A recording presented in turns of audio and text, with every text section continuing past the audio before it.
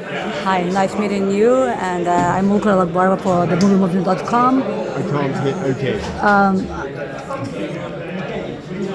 I saw the movie, and it's still, to be honest, still haunts me, the concept of it. It's very dark, and it's about the human being that chooses to take the darkest side of of, of what he could be otherwise. Yes. What drew you into this, and what is it that you liked about that you thought maybe it could be?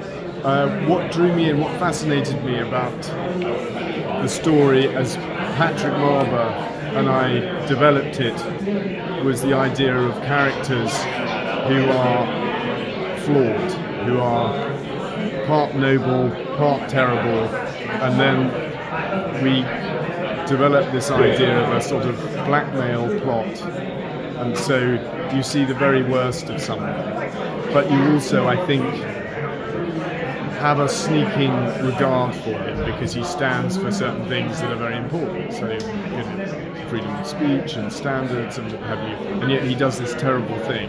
So that's the Ian McKellen character.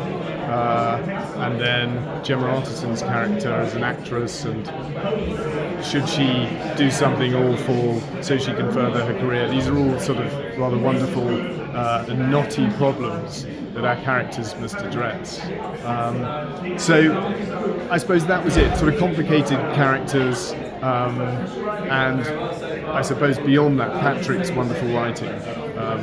Those are the initial things that drew me to it. And I'd optioned the book Curtain Call about 7 years ago. So it had some of those elements in, although we've gone away from the book. The title of the film obviously is The Critic, but in this movie it shows that it doesn't matter on what aisle you are standing, you are always vulnerable. And as for the critic himself, I feel like there's a karma that always says that whatever you do, I'll catch you. Do you think that this film kind of gives hope that the one will still not be able to run away as far as he can?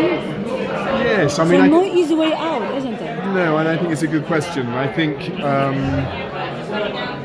that's what Jimmy, that character, feels at the end. I think he does feel he's exhausted by a life of trying to get on. And also, by the way, he's desperate to be part of the establishment as a gay man at that time. He's desperate to be respected professionally, and yet he loathes the establishment. So it's again those contradictions, which gives him a sort of nobility, however, whatever terrible things he does.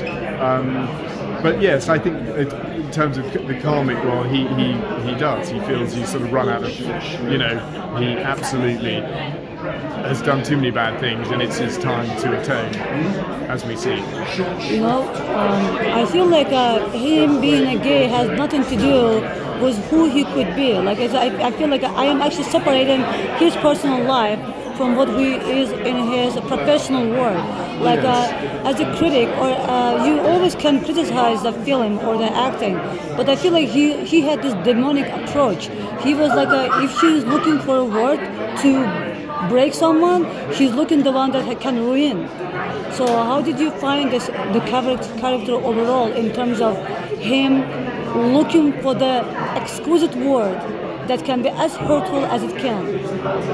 Yeah, it's a good question. I mean, I think that's at the very heart of the story, and I think it's the essence of Jimmy, and and that was very much Patrick, the writer's idea. It is this contradiction at the heart of the film. So, yeah. Thank you. Thank you very much.